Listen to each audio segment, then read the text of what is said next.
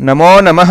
आइए आज का पाठ है कक्षा 6 पाठ 7 बकस्य प्रतिकारः, बगुले का बदला लेना।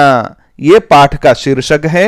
इस पाठ की हम सबसे पहले व्याख्या करते हैं, उसके बाद प्रश्न उत्तर को भी साथ साथ कर लेंगे। सारा अभ्यास भी एक साथ हो जाएगा। चलिए पाठ को पढ़ लेते हैं। सबसे पहले एकस्मिन् वने, एक वन में, श्रृगालः सियार, बकः बगुला, च भी निवसतः स्म रहते थे।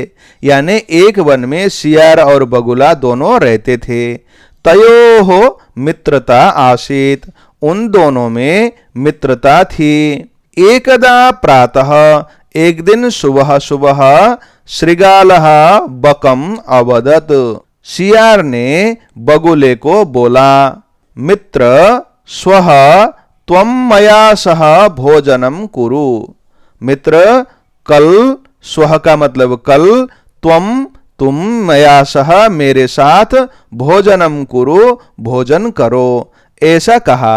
श्रृगालस्य निमंत्रणेन, सियार के द्वारा भोजन में बुलाने से, बकः बगुला प्रसन्नः अभवत, बगुला प्रसन्न हो गया। अग्रिमे दिने सह भोजनाय श्रृगालस्य निवासम अगच्छत। अग्रिमे दिने दूसरे दिन, सह वह बगुला, भोजनाय भोजन के लिए अर्थात खाने के लिए, श्रृगालस्य सियार के निवासम घर, अगच्छत चला गया। कुटिल स्वभावः श्रृगालः, कुटिल स्वभाव वाला सियार, स्थाल्याम थाली में यानी उथली फैली हुई थाली में, बकाय बगुले के लिए, क्षीरोदनम यानी खीर, अयच्छत परोस दिया। वकम अवदच्च, और बगुले को खाने में बुलाया और खाना खाने के लिए बोला।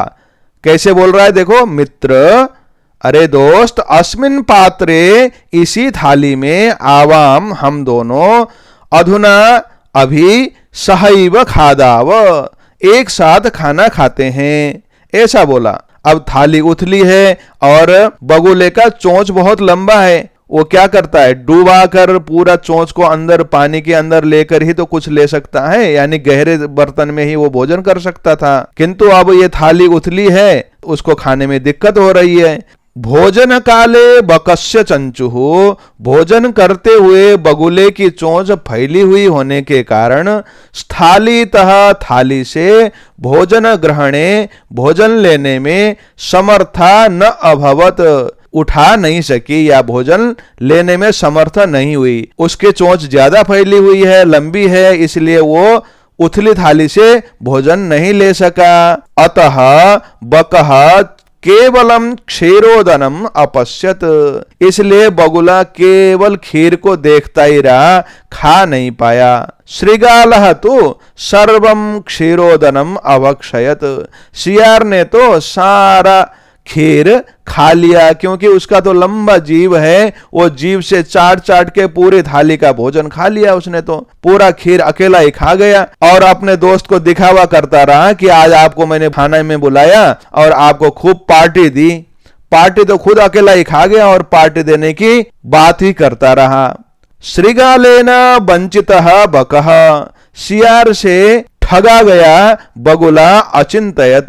जब ऐसे सियार ने ठग लिया बगुले को, तो वो सोचने लगा, यथा अनेन मया सह व्यवहारः कृतः, जैसा मेरे साथ इस सियार ने व्यवहार किया, तथा वैसा ही अहम अपि तेन सह व्यवहरिष्यामि, मैं भी उसके साथ व्यवहार करूंगा, यानी मैं भी इसको ठग लूंगा। बहुत दुखी होने के बाद, एवं चिंतयित्वा ऐसा सोचकर, सह श्रृगालम अवदत, उसने सियार को बोला, मित्र अरे दोस्त, त्वम अपि स्वः सायं, तुम भी कल शाम को, मया सह भोजनम करिष्यसि, मेरे साथ भोजन करोगे, यानी कल शाम को डिनर में पार्टी हमारे तरफ से है, कल रात की पार्टी हम देंगे आपको, आप हमारे यहाँ भोजन करने आइएगा, ऐसा कहा। बकस्य निमंत्रणेन, बगुले के निमंत्रण से, श्रृगालः प्रसन्नः अभवत्, सियार बहुत प्रसन्न हो गया, खुश हो गया।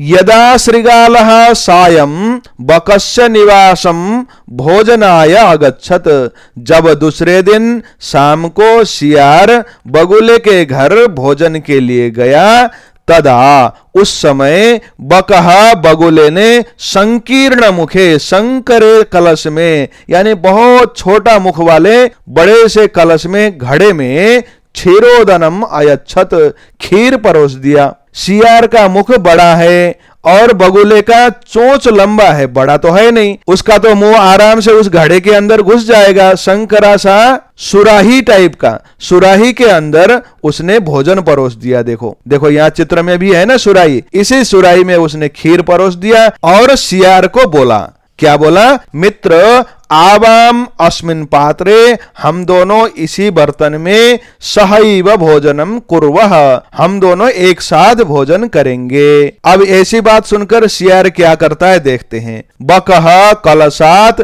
बगुला कलश से, चंचुआ क्षीरोदनम अखादत, चंचु से यानी अपने चोंच से, लंबी लंबी चोंच थी, सुराही के अंदर घुसा घुसा के सारा खीर खाता रहा। परंतु श्रृगालस्य मुखम, किंतु सियार का मुख तो कल से न प्राविशत, सुराही के अंदर घुसा ही नहीं, इसलिए वो खा ही नहीं पाया।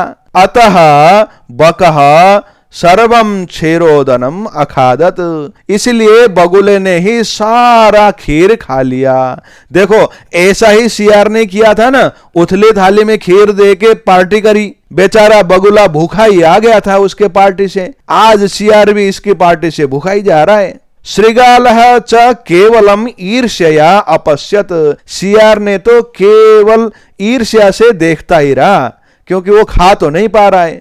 इसलिए श्रृगालः बकम प्रति यादृशम व्यवहारम अकरोत, सियार ने बगुले के प्रति जैसा व्यवहार किया, बकः अपि, बगुले ने भी श्रृगालम प्रति तादृशम व्यवहारम कृत्वा, सियार के प्रति वैसा ही व्यवहार करके प्रतिकारम अकरोत, बदला लिया। उक्तम अपि, इस बात को समझाने के लिए एक श्लोक भी कहा गया है, उसको भी यहां पर लिखा है। देखो, आत्म दुर्व्यवहारस्य फलम भवति दुःखदम, अपने द्वारा किए हुए दुर्व्यवहार से, बुरे व्यवहार से फल भी दुखद यानी बहुत खराब मिलता है। तस्मात् सद्व्यवहर्तव्यम, इसलिए अच्छा व्यवहार करना चाहिए। किसके द्वारा? मानवेन, मानव के द्वारा। कैसे मानव के द्वारा? सुखैषिणा, अच्छा फल, सुख चाहने वाले व्यक्ति को अपने द्वारा किसी का भी बुरा नहीं करना चाहिए। इस श्लोक के साथ ये पाठ पूरा हो गया है। अब हम अभ्यास करते हैं। पहला अभ्यास है उच्चारणम कुरुत, उच्चारण करें। इनको उच्चारण करके अच्छे से हमें उच्चारण सीखना है। यत्र, यदा, अपि, अहर्निशम, तत्र, तदा, अद्य, अधुना, कुत्र, कदा, स्वः, एव, अत्र, एकदा, ह्यः, कुतः, अन्यत्र च, प्रातः, सायं। इनको आप उच्चारण कर लीजिएगा और कॉपी में लिख सकते हैं। और दूसरा अभ्यास है मंजूषातः उचितम अव्यय पदम चित्वा रिक्त स्थानम पूरयत, मंजूषा में रखे हुए उचित अव्यय पद को चुनकर नीचे लिखे हुए वाक्य को पूरा करना है, खाली स्थान भरना है। देखो, क में खाली स्थान के बाद भ्रमणम स्वास्थ्याय भवति, ऐसा लिखा हुआ है। भ्रमण करना स्वास्थ्य के लिए अच्छा है, तो हम क्या लिखेंगे? प्रातः, सुबह भ्रमण करना स्वास्थ्य के लिए अच्छा होता है। ख में है सत्यम वद, खाली स्थान में हम लिखेंगे सर्वदा, सदा सत्य बोलना चाहिए, सदा सत्य बोलो। अब ग का है त्वम, खाली स्थान में आएगा कदा मातुल गृहम गमिष्यसि, तुम कब मामा के घर जाओगे। ख में है दिनेशः विद्यालयम गच्छति, अहम अपि तेन सह गच्छामि। दिनेश विद्यालय जाता है, मैं भी उसके साथ जाऊंगा, अपि आएगा। ङ में विज्ञानस्य युगः अस्ति, खाली स्थान में लिखेंगे अधुना, आजकल विज्ञान का युग है। अंतिम है खाली स्थान में अद्य आएगा, अद्य रविवासरः अस्ति, आज रविवार है। ऐसे यह अभ्यास पूरा हो गया। तीसरा अभ्यास देखो, अधोलिखितानां प्रश्नानां उत्तरम लिखत, नीचे लिखे हुए प्रश्नों का उत्तर लिखो। श्रीगालस्य मित्रम कह आसीत, सियार का दोस्त कौन था। श्रीगालस्य मित्रम बकः आसीत, बगुला था। स्थालीतः कह भोजनम न अखादत, थाली से कौन भोजन नहीं कर सका। स्थालीतः बकः भोजनम न अखादत, थाली से भोजन बगुला नहीं कर सका। बकः श्रीगालाय भोजने किम अयच्छत, बगुले ने सियार को भोजन में क्या दिया। बकः श्रीगालाय भोजने क्षीरोदनम, यानी खीर अयच्छत दिया, खीर दिया। श्रीगालस्य स्वभावः कीदृशः भवति, सियार का स्वभाव कैसा होता है। सियार का स्वभाव होता है कुटिलः, कुटिलः भवति, ऐसा हम लिखेंगे। अब चौथा अभ्यास देखो, पाठात पदानि चित्वा अधोलिखितानां विलोम पदानि लिखत। पाठ से शब्द चुनकर नीचे लिखे हुए शब्दों के विलोम शब्द लिखना है। जैसे शत्रु का मित्रम, ऐसा यहाँ पर दिया हुआ है। सुखदम, सुख देने वाला, इसका पाठ में है दुखदम, दुख देने वाला। दुर्व्यवहारः, बुरा व्यवहार, इसका उल्टा होगा सद्व्यवहारः। शत्रुता, इसका विपरीत होगा मित्रता। सायं का विपरीत होगा प्रातः। अप्रसन्नः, इसका विपरीत शब्द होगा प्रसन्नः। समर्थः, असमर्थः, ऐसे इसके पूरे विपरीत शब्द बन गए। पंचम अभ्यास है, मंजूषातः समुचित पदानि चित्वा कथाम पूरयत। मंजूषा से यानी बॉक्स से समुचित शब्द को निकालकर कथा को पूरा करना है। एक कथा है ये। एकदा एकः काक, एक दिन की बात है, एक कौवा पिपासितः आसीत, बहुत प्यासा था।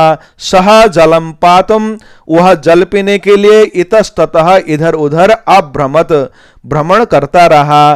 परम कुत्रापि जलम न अप्राप्नोत, लेकिन कहीं भी जल नहीं पाया। अंते लास्ट में सह एकम घटम अपश्यत, उसने एक घड़ा देखा। घटे स्वल्पम जलम आसीत, घड़े में थोड़ा सा जल था। अतः सह जलम पातुम असमर्थः अभवत, इसलिए वो जल पी नहीं सका। सह एकम उपायम अचिंतयत, उसने एक उपाय सोचा। सह पाषाणस्य खंडानि, उसने पत्थर के टुकड़े को घटे अक्षिपत, घड़े के अंदर डालता रहा। एवं क्रमेण, इस क्रम से घटस्य जलम उपरि आगच्छत, घड़े का जल ऊपर आ गया। काकः जलम पीत्वा, इस प्रकार से कौवे ने जल को पीकर संतुष्टः अभवत, खुश हो गया। परिश्रमेण एव कार्याणि सिद्ध्यन्ति, परिश्रम करने से ही काम सफल हो जाते हैं। न तो मनोरथैः, न तो कल्पना मात्र करने से, केवल सोचने से काम नहीं होते हैं। अब छठा अभ्यास करते हैं। तत्सम शब्दान लिखत, तत्सम शब्दों को लिखना है। जैसे सियार को संस्कृत में श्रीगालः कहते हैं, उसी प्रकार कौवा काकः, मक्खी मक्षिका, बंदर वानरः, बगुला बकः, चोंच चंचुः, नाक नासिका। आपको इस पाठ से कुछ भी सीखने को मिल रहा हो तो लाइक जरूर कर दीजिएगा। इस प्रकार से आपके यहाँ पर सारे अभ्यास और पाठ पूर्ण हो गया। अब फिर अगले पाठ के साथ पुनः मिलेंगे, तब तक के लिए पढ़ते रहें, आगे बढ़ते रहें। नमो नमः, पुनर्मिलामः, धन्यवादः।